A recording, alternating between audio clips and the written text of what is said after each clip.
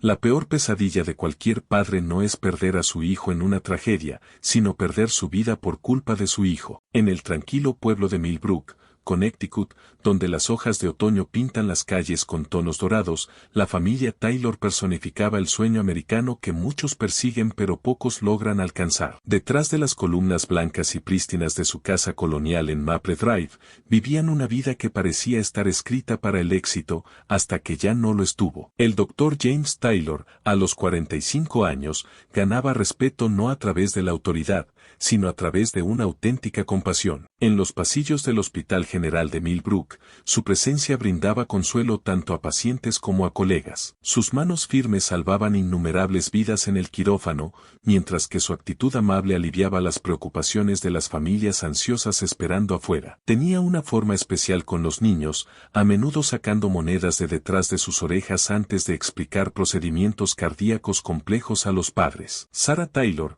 de 43 años, construyó su imperio inmobiliario, una casa soñada a la vez. Su nombre se convirtió en sinónimo de éxito en el mercado inmobiliario de Millbrook, pero no eran sus récords de ventas lo que la gente recordaba más. Era su capacidad para emparejar familias con casas que se convertirían en sus hogares, comprendiendo que 4 paredes y un techo no significaban nada sin la sensación adecuada. En su escritorio de oficina había múltiples premios de agente inmobiliario del año, aunque prefería exhibir fotos familiares en su lugar. Su hija Madison, conocida cariñosamente como Maddie, parecía destinada a la grandeza desde una edad temprana. A los 17 años, se desenvolvía con una confianza tranquila que atraía a las personas en lugar de alejarlas. Su GPA de 4.2 no la definía, era solo un hilo en el tapiz de sus logros. Como capitana del equipo de debate, lideró a sus compañeros hasta los campeonatos estatales, presentando sus argumentos lógicos con una pasión que hacía que incluso los equipos contrarios se detuvieran a escuchar. La casa de los Taylor funcionaba como una sinfonía bien orquestada. La hora de la cena no era solo para comer, era su reunión diaria. Sarah cocinaba mientras Madison hacía su tarea en la isla de la cocina, y James llegaba a casa exactamente a las 6:30 de la tarde, con su placa del hospital aún sujeta a su bata blanca. No compartían solo las comidas, sino también sueños, planes y las pequeñas victorias que componían sus días. Maddie no era solo otra persona sobresaliente, recuerda Emily Chen, su mejor amiga desde sexto grado. Daba tutorías a estudiantes con dificultades durante sus recesos, trabajaba como voluntaria en el refugio para personas sin hogar cada fin de semana, y aún así lograba hacer que todos se sintieran como su prioridad. Ella era la amiga que recordaba los cumpleaños de todos y horneaba cupcakes para todo el equipo de debate antes de las competiciones. La señora Patricia Wilson, quien había guiado a innumerables estudiantes a lo largo de sus años de secundaria como consejera, vio algo especial en Madison. En 23 años de consejería, aprendes a detectar a los verdaderamente excepcionales, dijo más tarde. Madison no solo planeaba para tener éxito, trabajaba para ello. Sus ensayos universitarios no trataban de logros, sino de impacto, de hacer una diferencia en la vida de las personas, al igual que su padre. Las tradiciones familiares en la casa de los Taylor no eran solo rutinas, eran los hilos que tejían sus vidas. Las mañanas de los domingos significaban desayunos de panqueques, donde James intentaba hacer formas de Mickey Mouse mientras Sarah y Madison trataban de no reírse de sus fracasos artísticos. Las noches de cine los encontraban acurrucados en su sofá grande, compartiendo un bol de palomitas, debatiendo sobre giros en la trama y elecciones de personajes con la misma intensidad con la que Madison se enfrentaba a sus competiciones de debate. El vínculo entre padre e hija creció más fuerte gracias a su pasión compartida por la medicina. James veía en Madison no solo a una hija que seguía sus pasos, sino una mente capaz de empujar los límites que él nunca se atrevió a desafiar. Sus rondas hospitalarias de los sábados por la mañana se convirtieron en un ritual, con Madison absorbiendo todo, desde procedimientos cardíacos complejos hasta el simple arte de hacer sonreír a los pacientes. Jessica Taylor, la hermana de James, observaba la dinámica familiar con admiración y un toque de envidia. No eran perfectos, ninguna familia lo es, reflexionaría más tarde, pero eran perfectos el uno para el otro. James y Sarah nunca empujaron a Madison hacia la medicina ni hacia nada más. Simplemente crearon un ambiente donde la excelencia parecía natural, no forzada. Cuando el otoño se transformó en invierno de 2022, los Taylor se reunieron para su foto anual de tarjeta de Navidad. Madison se encontraba entre sus padres, con su carta de admisión anticipada a Yale guardada con seguridad en su escritorio de arriba. El brazo de Sarah rodeaba la cintura de su hija, mientras James sonreía con el orgullo de un padre que ve cómo se despliegan los sueños de su hija. El fotógrafo capturó sus sonrisas, congeladas en el tiempo, una imagen final de unidad antes de que todo se hiciera añicos. El retrato familiar perfecto, sin embargo, no ofrecía indicios de la oscuridad que acechaba justo a la vuelta de la esquina. Nadie habría podido predecir que, en 3 meses, la misma casa que albergaba tanto amor se convertiría en una escena del crimen. Los mismos pasillos que resonaban con risas pronto resonarían con los pasos de los investigadores. La misma hija que hacía sentir orgullosos a sus padres haría titulares por razones que nadie podría haber imaginado, porque a veces, las amenazas más peligrosas no vienen desde afuera. Crecen lentamente, en silencio, dentro de las mismas paredes que construimos para mantener a nuestros seres queridos a salvo. Y en el caso de la familia Taylor, bastaría un encuentro fortuito, una nueva influencia, para convertir su sueño americano en una pesadilla americana. Toda historia de destrucción tiene un catalizador, un momento en que el destino toma un giro inesperado. Para la familia Taylor, ese catalizador entró por las puertas de The Daily Grind Coffee Shop el 15 de septiembre de 2022, vistiendo una chaqueta de cuero desgastada y una sonrisa desarmante. Su nombre era Brandon Mitchell. A los 19 años, Brandon Mitchell era todo lo que los Taylor no eran. Nacido en una familia marcada por la inestabilidad, aprendió temprano que el encanto podía ser un arma y la manipulación una forma de arte. Su padre, Robert Mitchell, tenía el taller de reparación de autos Mitchell's Auto Repair en las afueras de Millbrook, donde el olor a aceite de motor y sueños rotos se mezclaban a partes iguales. El taller servía como lugar de trabajo y refugio para Brandon, quien abandonó la escuela secundaria en su penúltimo año, alegando que la educación era una pérdida de tiempo para las personas que sabían cómo manipular el sistema. Quienes conocían a Brandon antes de ese fatídico día de septiembre vieron las señales de advertencia. Su expediente escolar era como un mapa de problemas, suspensiones por peleas, acusaciones de intimidación y una reputación por atacar a sus compañeros vulnerables. Brandon podía poner en marcha su encanto cuando lo necesitaba, recuerda su exdirector, David Anderson. Pero siempre había algo calculador detrás de esa sonrisa. Sabía exactamente lo que hacía. El hogar de los Mitchell tenía su propia historia oscura. Los informes policiales documentaban llamadas por disturbios domésticos desde la infancia de Brandon. Los vecinos aprendieron a subir el volumen de sus televisores cuando las voces se elevaban en la residencia de los Mitchell. La madre de Brandon,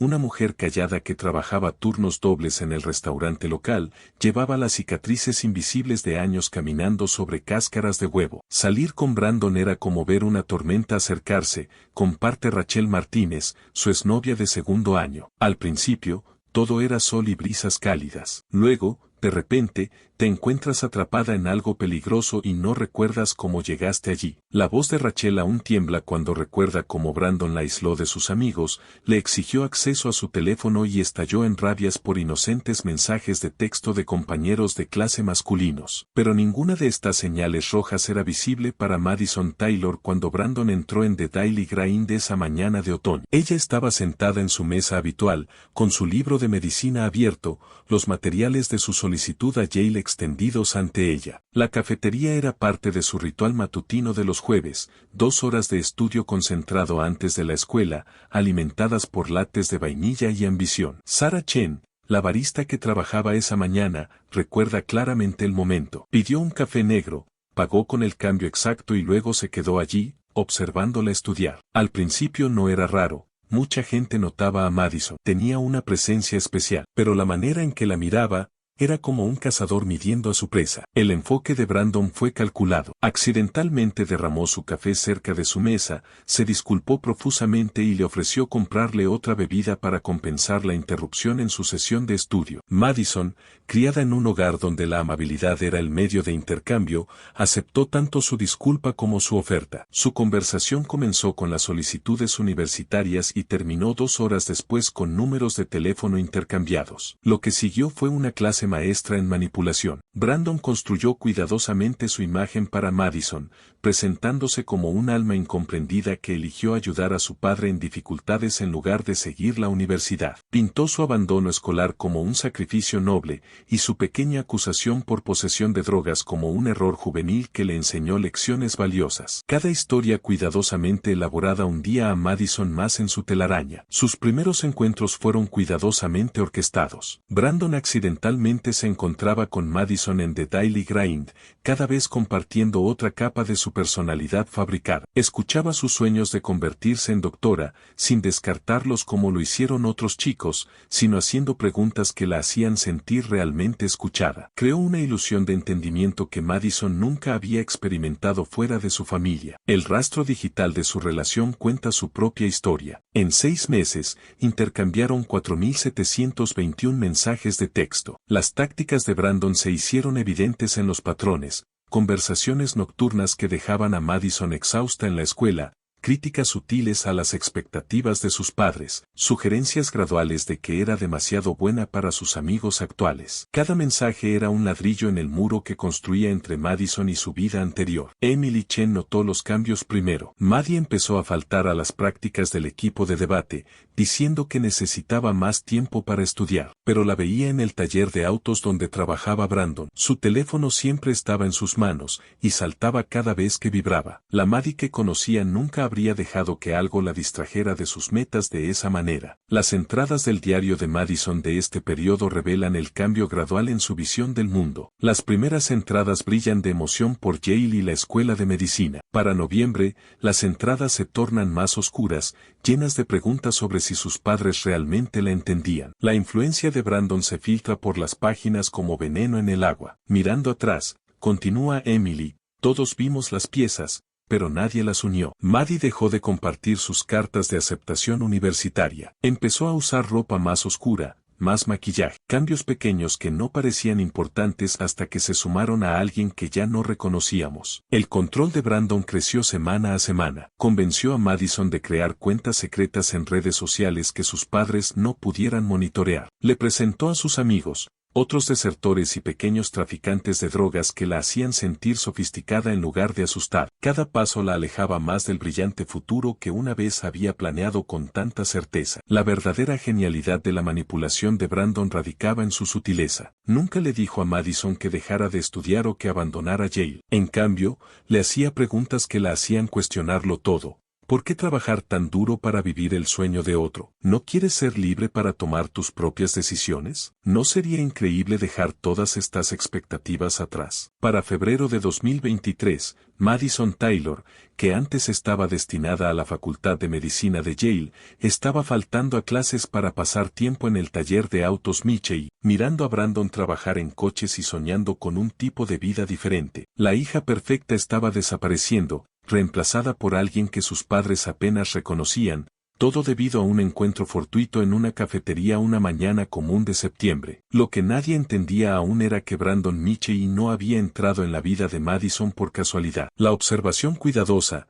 el derrame calculado, las conversaciones perfectamente cronometradas, todo formaba parte de un plan que finalmente llevaría a titulares que nadie en Millbrook habría imaginado, y a una noche que destruiría la familia perfecta para siempre. El descenso hacia la oscuridad rara vez ocurre de la noche a la mañana. Para Madison Taylor, fue una erosión gradual de todo lo que una vez valoró, como ver cómo un castillo de arena se desmorona un grano a la vez. El brillante futuro que antes parecía inevitable comenzó a desvanecerse de maneras que, al principio, parecían demasiado sutiles como para causar alarma. Octubre trajo las primeras señales de advertencia. El profesor de cálculo de Madison notó que se quedaba dormida en clase. Ella, que antes respondía a todas las preguntas con entusiasmo, ahora luchaba por mantener los ojos abiertos. Sus entregas impecables de tareas se volvieron esporádicas hasta que dejaron de llegar por completo. Para noviembre, su GPA de 4.2 había caído a un alarmante 2.8,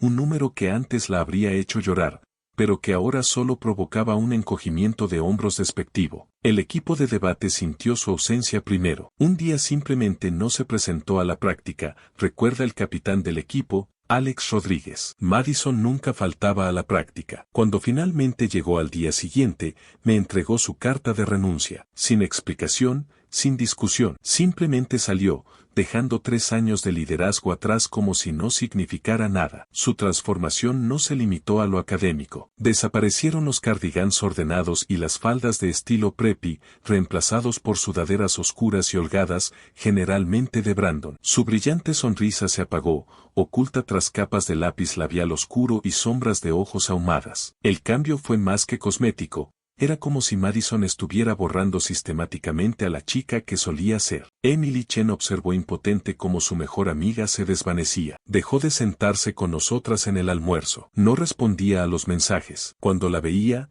siempre estaba en su teléfono, enviando mensajes a Brandon. 4.721 mensajes en 6 meses. Eso es lo que los registros del teléfono revelaron después. Eso no es amor. Eso es obsesión. James y Sarah Taylor no estaban ciegos ante la transformación de su hija. Su primer intento de intervención ocurrió a finales de octubre. Castigaron a Madison después de que faltara a su clase de preparación para el SAT para pasar tiempo en Mitchell's Auto Repair. Pero los castigos significaban poco para alguien que había perfeccionado el arte de escapar en secreto. La enrejada blanca y prístina fuera de la ventana del segundo piso de Madison se convirtió en su escalera hacia la libertad, cada escape a medianoche otro clavo en el ataúd de la confianza de sus padres. El doctor Michael Grene, el terapeuta familiar al que los Taylor recurrieron en su desesperación, notó los signos clásicos de manipulación adolescente en sus sesiones. Madison había aprendido a convertir el amor de sus padres en un arma, revelaron sus notas más tarde. Sabía exactamente cómo herirlos más,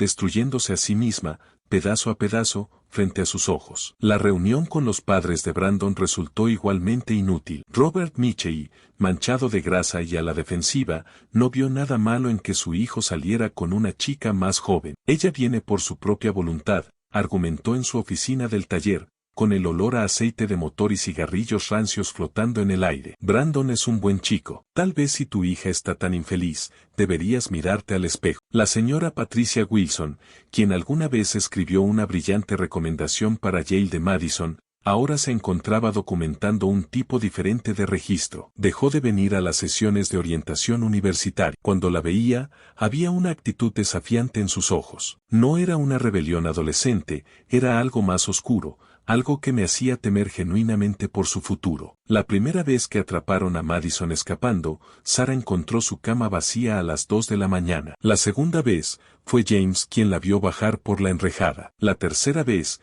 llamaron a la policía, solo para que Madison regresara a casa oliendo a cigarrillos y usando la chaqueta de cuero de Brandon, con su carta de aceptación a Yale olvidada y arrugada sobre su escritorio. El hogar se convirtió en un campo de batalla. Las conversaciones durante la cena se transformaron en discusiones a gritos. «Estás arruinando mi vida», se convirtió en el grito de guerra de Madison, lanzado al otro lado de la mesa como una granada. Sarah se encontraba llorando en la cocina a la medianoche, aferrándose a folletos universitarios como si fueran tesoros perdidos. James empezó a dormir en su estudio, temeroso de perderse el sonido de la ventana de su hija abriéndose en la noche. Los mensajes de Brandon, que más tarde se recuperaron del teléfono de Madison, revelaron la cuidadosa arquitectura de la destrucción. «Ellos no te entienden como yo», escribía. «Quieren controlarte. Podríamos irnos, ¿sabes? Desaparecer. Empezar de nuevo donde nadie nos conozca». Cada mensaje era un cincel, derrumbando los cimientos de la relación de Madison con sus padres. El último intento de intervención de los Taylor ocurrió a principios de marzo. Reunieron a la familia extendida de Madison, a sus profesores y antiguos amigos en su sala de estar, un último esfuerzo por llegar a la hija que estaban perdiendo. Madison permaneció allí durante todo el tiempo con una calma inquietante, sus dedos moviéndose constantemente sobre el teclado de su teléfono. Cuando Jessica Taylor, su tía, se rompió en llanto mientras leía una carta sobre la sobrina que extrañaba, Madison simplemente se levantó y salió. Esa noche comenzaron las amenazas. «Te odio», le gritó Madison a su madre. «Si sigues intentando separarnos, te arrepentirás». Las palabras flotaron en el aire como gas venenoso, filtrándose en las paredes de lo que antes había sido un hogar lleno de amor. Sarah le diría luego a los detectives que vio algo en los ojos de su hija esa noche que le heló la sangre, un atisbo de algo capaz de hacer cosas indescriptibles. Lo que nadie sabía entonces era que Brandon ya había comenzado a sembrar las semillas de su manipulación más oscura. Sus mensajes adquirieron un tono más siniestro. Ellos son lo único que se interpone en nuestro camino. Imagina lo libres que seríamos sin ellos. A veces, los padres tienen accidentes, ¿sabes? La hija perfecta, la estudiante de medicina destinada a Yale, la capitana del equipo de debate, esa Madison Taylor había desaparecido. En su lugar, surgió otra persona, alguien que había aprendido a ver a sus padres no como guardianes amorosos, sino como obstáculos que había que eliminar. El descenso estaba completo, solo quedaba la caída inevitable. Pero incluso entonces, incluso mientras veían cómo su hija se transformaba en alguien irreconocible, James y Sarah Taylor nunca perdieron la esperanza. No podían saber que sus desesperados intentos por salvar a su hija sellarían, en última instancia, su destino. No podían saber que, al intentar proteger a Madison de Brandon, se habían convertido en los enemigos de la historia de su propia hija. No podían saber que el amor, lo que había mantenido unida a su familia durante tanto tiempo, sería su perdición. Las últimas semanas de la historia de la familia Taylor se desarrollaron como las últimas páginas de una tragedia griega,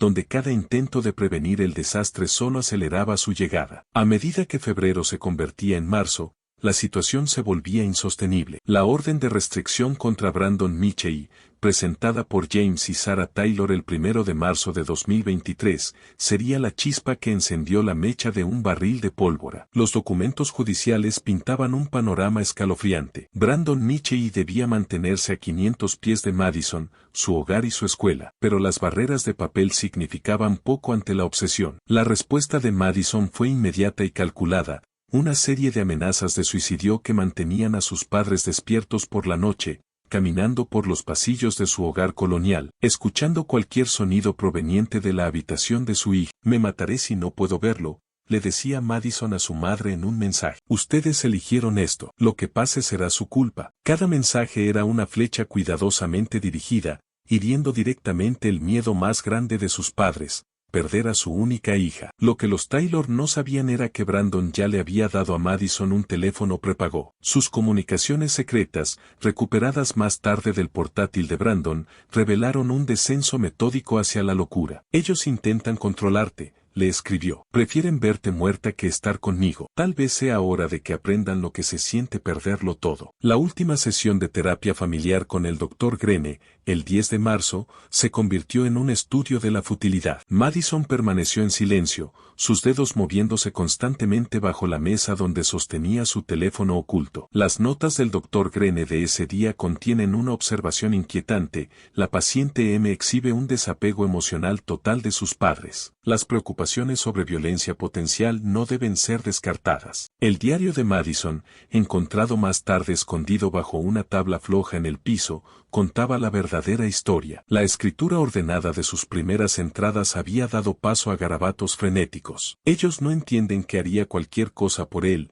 decía una entrada. Brandon dice que a veces hay que destruir todo para ser libre. Él tiene razón, siempre tiene razón. El 14 de marzo de 2023 amaneció como cualquier otro día en Millbrook. Sarah Taylor mostró 3 casas a compradores potenciales. James Taylor realizó 2 procedimientos cardíacos en el hospital. Madison asistió a la escuela, aunque sus maestros recordarían más tarde que parecía inusualmente enfocada, casi pacífica. La última cena familiar fue de asado de res, la especialidad de Sarah. La cámara de seguridad de la casa de los vecinos captó a Madison ayudando a llevar las compras adentro a las 5:47 de la tarde. La misma cámara grabaría escenas muy diferentes más tarde. Dentro de la casa, la conversación se mantuvo superficial. James habló de sus cirugías. Sarah mencionó una lista prometedora de casas. Madison movió la comida alrededor de su plato y pidió permiso para irse temprano a estudiar. Lo que sus padres no podían ver eran los mensajes que volaban entre Madison y los teléfonos secretos de Brandon. ¿Todo listo?, preguntó él a las 8:13 de la noche. Sí, respondió ella a las 8:14 de la noche. No lo verán venir. El diseño de la casa de los Taylor, una espaciosa casa colonial de 4 dormitorios, desempeñaría un papel crucial en lo que siguió. El dormitorio principal estaba en el primer piso, una elección que Sarah había hecho años atrás para estar más cerca de la cocina. La habitación de Madison, en el piso superior, le ofrecía la vista perfecta para monitorear los movimientos de sus padres. A las 11:42 de la noche, la cámara de seguridad captó la oscura figura de Brandon deslizándose a través de la puerta lateral. El cuchillo de cocina, tomado del bloque de madera junto al refrigerador, sería identificado más tarde como el arma homicida. Su hoja de 8 pulgadas dejó heridas distintivas que el forense documentaría con espantosa precisión. Las fotos de la escena del crimen cuentan una historia de brutalidad calculada. James Taylor no logró salir de la cama. El primer golpe llegó mientras dormía. Las heridas defensivas de Sarah sugieren que se despertó y trató de defenderse. Los patrones de salpicaduras de sangre en las paredes,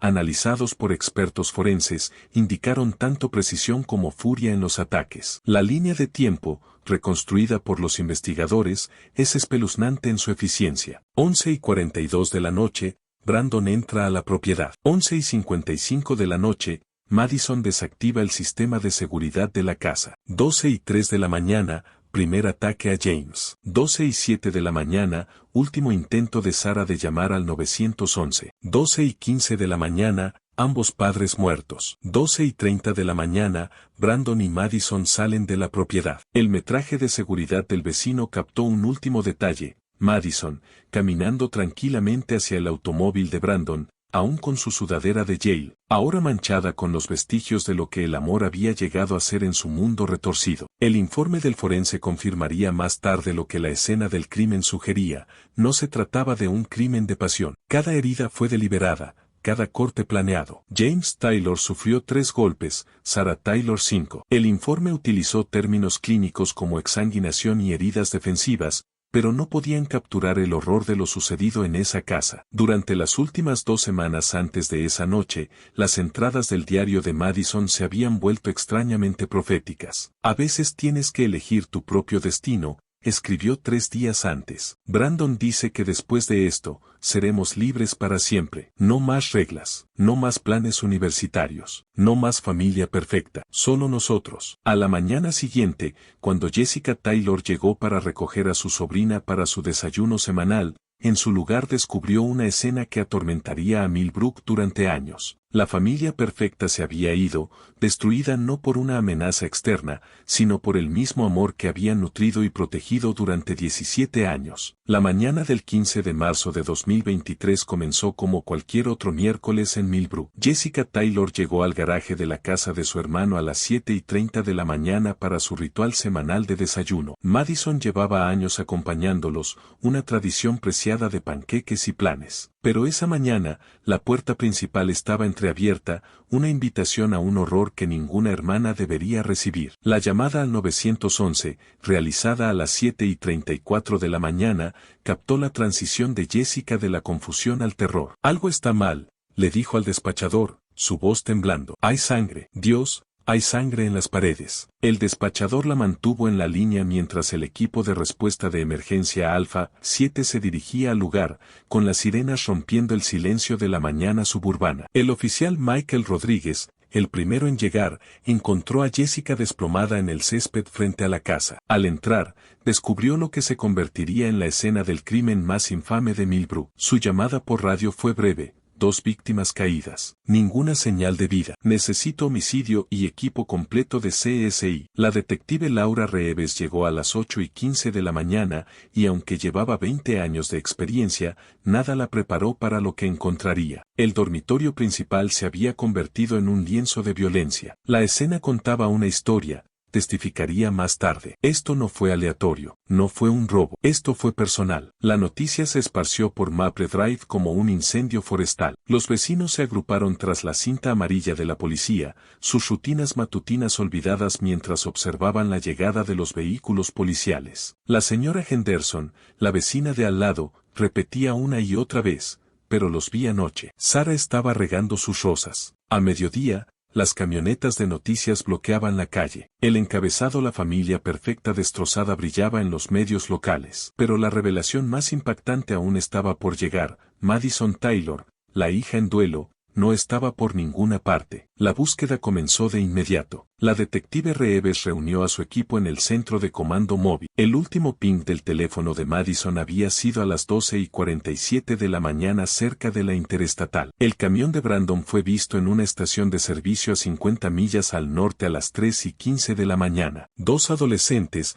que coincidían con su descripción, compraron café en una estación de servicio en Massachusetts al amanecer. Sus huellas digitales contaban una historia calculada. Brandon había retirado sus ahorros completos, $3,427, 3 días antes. El fondo universitario de Madison permaneció intacto, sabían que estaría siendo monitoreado. En cambio, la grabación de seguridad mostró a Madison vaciando la caja de dinero que su madre mantenía para emergencias inmobiliarias. Las redes sociales ofrecían migas de pan dispersas. Una solicitud de amistad de Madison a un primo en Canadá. La última publicación de Brandon. A veces la libertad cuesta todo. Cada traza digital agregaba otra pieza al rompecabezas que nadie quería completar. Las alertas de tarjetas de crédito comenzaron a llegar desde estaciones de gasolina a lo largo de la enero de 95, avanzando al norte. Los adolescentes tenían una ventaja de 6 horas, pero su ruta parecía clara. Se dirigían hacia la frontera canadiense. Los oficiales de policía de 4 estados se unieron a la persecución. La foto de Madison, aún con su sudadera de Yale de la foto del anuario, apareció en vallas digitales desde Connecticut hasta Maine. La revelación llegó a las 2:45 de la tarde. Un agente de boletos de Greyhound en Portland, Maine, los reconoció de las noticias. Brandon y Madison habían comprado boletos para Toronto, con salida programada en 30 minutos. Las manos del agente temblaban mientras llamaba a la policía, observando a los jóvenes amantes compartir una barra de dulce en la sala de espera. La operación fue rápida y silenciosa. Equipos SWAT rodearon la estación. Los pasajeros fueron evacuados en silencio. Madison y Brandon estaban sentados juntos en un banco, ella apoyada en su hombro, luciendo más como estudiantes universitarios en unas vacaciones de primavera que fugitivos de un doble homicidio. La detective Reeves se acercó primero, con su arma holsteré. Madison, dijo suavemente. La chica levantó la mirada, y en ese momento, algo se quebró en su expresión. Brandon intentó huir, pero fue derribado por 2 oficiales. Madison simplemente se quedó allí, mirando su sudadera de Yale, ahora arrugada y manchada de café. El video de la cámara corporal de la oficial Sara Martínez capturó la expresión vacía de Madison mientras se le leían sus derechos. Miranda, tienes el derecho de guardar silencio. Brandon gritaba y luchaba, pero Madison permaneció inmóvil, como si estuviera observando una película sobre la vida de otra persona. En sus mochilas, los investigadores encontraron el arma homicida envuelta en la camiseta del equipo de debate de Madison. El laptop de Brandon contenía planes detallados, incluyendo horarios de autobuses e información sobre la frontera canadiense. Una entrada en el diario de esa mañana decía simplemente: está hecho. Estamos libres. El proceso de reserva fue surrealista. Madison Taylor, cuya huella dactilar solo aparecía en el sistema de seguridad infantil, ahora estaba frente a la cámara para una foto policial. Rechazó la llamada telefónica. Cuando le preguntaron por su ocupación, susurró: se suponía que iba a ser doctora. De vuelta en Millbrook, Jessica Taylor identificó los cuerpos de su hermano y su cuñada. El forense trabajó toda la noche, documentando heridas que contaban de una traición más profunda que cualquier cuchillo pudiera cortar. Afuera de la casa de los Taylor, un memorial improvisado creció, rosas del jardín de Sara, mezcladas con tarjetas y velas de una comunidad que luchaba por entender cómo su familia perfecta se había destrozado de manera tan completa. Las ruedas de la justicia comenzaron a moverse el 17 de marzo de 2023, en una sala de audiencias llena a rebosar en el Tribunal Superior de Hartford. Madison Taylor y Brandon Michei, separados por sus abogados, comparecieron para su lectura de cargos con trajes naranja de prisionero. Había desaparecido la sudadera de Yale de Madison, reemplazada por ropa de prisión que colgaba floja sobre su figura cada vez más delgada. El característico gesto de autosuficiencia de Brandon permaneció, incluso mientras se le leían los cargos: 2 cuentas de asesinato en primer grado, con circunstancias especiales. La fiscal del distrito Eleanor Matthews abordó el caso con una precisión meticulosa. Esto no se trata de una rebelión adolescente que salió mal, dijo al gran jurado. Se trata de un asesinato premeditado, cuidadosamente planeado y ejecutado brutalmente. Su estrategia se centró en probar que Madison no fue una víctima de la manipulación de Brandon, sino una arquitecta consciente de la muerte de sus padres. El equipo de defensa se dividió por líneas predecibles. El abogado de Brandon afirmó que Madison fue la mente maestra, mientras que el abogado de ella, David Cohen, pintó un cuadro de una joven brillante, manipulada por un novio mayor y depredador. Madison Taylor murió el día que conoció a Brandon Michei, argumentó Cohen. La persona que está sentada aquí es solo la cáscara que él creó. La doctora Patricia Santos, la psiquiatra designada por el tribunal, pasó 30 horas evaluando a Madison. Su testimonio resultaría crucial. Madison exhibe signos de manipulación emocional severa, pero conservó conciencia de sus acciones. Eligió este camino, paso a paso, de manera consciente. El juicio comenzó el 5 de junio de 2023. La declaración de apertura de la fiscalía fue devastadora en su simplicidad. En una pantalla grande, mostraron la última foto familiar de Madison junto con las imágenes de la escena del crimen. Esto es lo que el amor se convirtió en el mundo de Madison Taylor, dijo Matthews a la sala en silencio. El testimonio de Emily Chen hizo llorar a muchos. La última vez que realmente vi a Maddie, a la verdadera Maddie, fue el día antes de que conociera a Brandon, dijo, su voz quebrándose. Después de eso, fue como ver a alguien desaparecer lentamente. Las pruebas se acumularon día tras día. El laptop de Brandon reveló búsquedas de venenos indetectables y cómo hacer que un asesinato parezca un accidente. El diario oculto de Madison contenía relatos detallados de sus planes, incluyendo líneas escalofriantes como mi mamá riega las rosas a las 7 de la tarde. Papá toma pastillas para dormir a las 10. La casa está más tranquila a medianoche. El doctor James Morrison,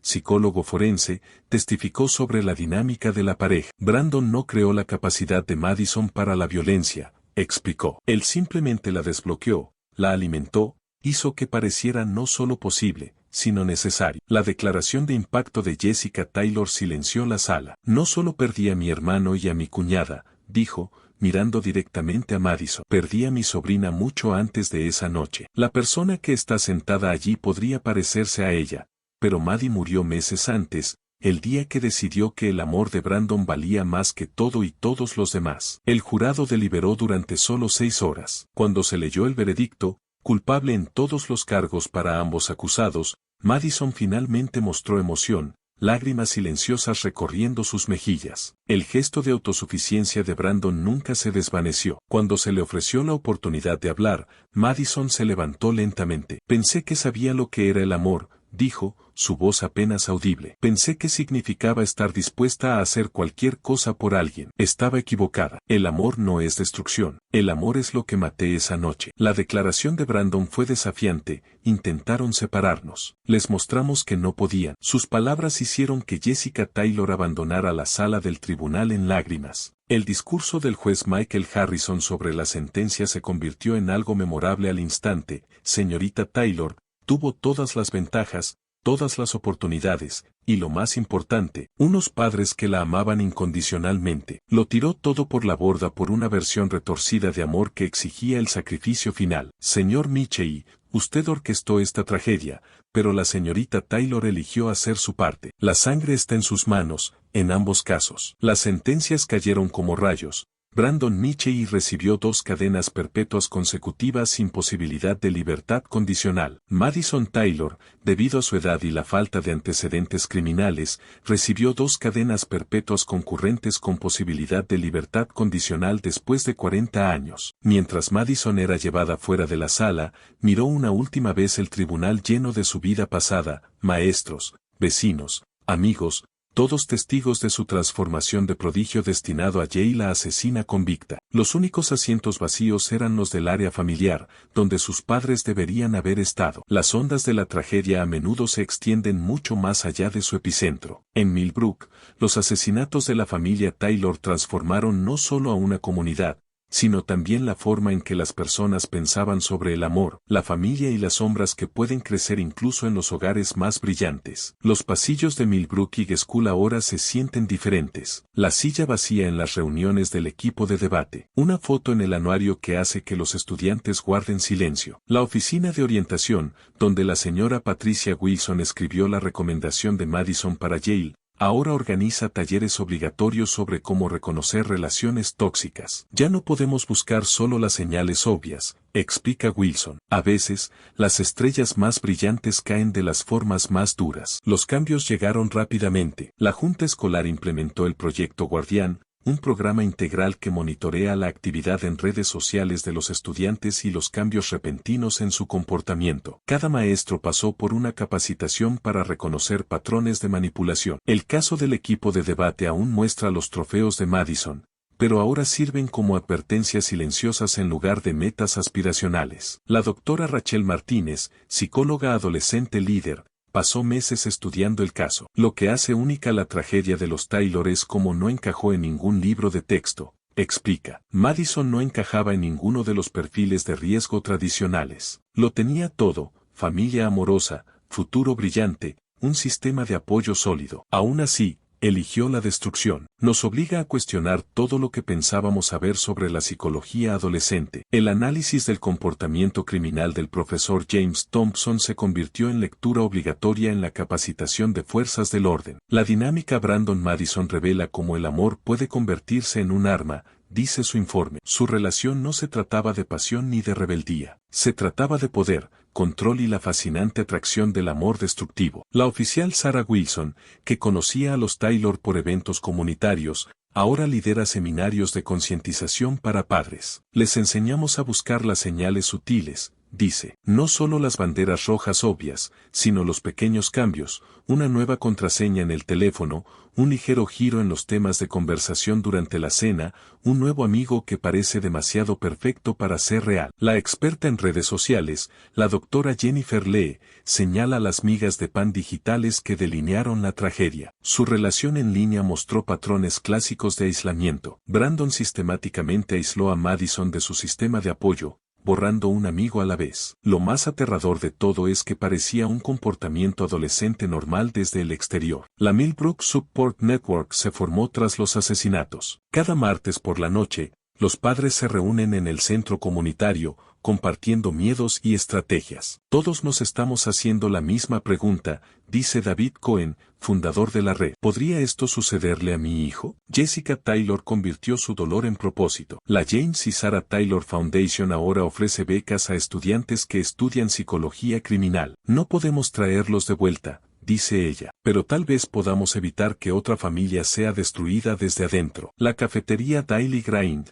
donde todo comenzó, cerró sus puertas 6 meses después de los asesinatos. El espacio sigue vacío, un recordatorio diario de lo rápido que la vida puede cambiar. La carta de aceptación de Yale, encontrada arrugada en la basura de Madison, ahora está enmarcada en la oficina de orientación, un recordatorio de caminos no recorridos. En la prisión donde Madison cumple su condena, ha terminado su GED y ha comenzado a tomar cursos de psicología. Sus cartas a Jessica permanecen sin abrir. Brandon, en máxima seguridad, sigue afirmando que les mostramos al mundo lo que es el verdadero amor. La casa de los Taylor en Maple Drive se vendió con pérdidas, su historia demasiado pesada para la mayoría de los compradores. Los nuevos propietarios reemplazaron la pérgola que Madison usaba para sus escapatorias nocturnas, plantaron flores diferentes donde antes crecían las rosas de Sarah. Pero los vecinos dicen que por la noche, cuando la luz del porche proyecta sombras sobre la pintura fresca, todavía se pueden sentir ecos de la familia perfecta que una vez vivió allí. Las preguntas siguen flotando en Millbrook.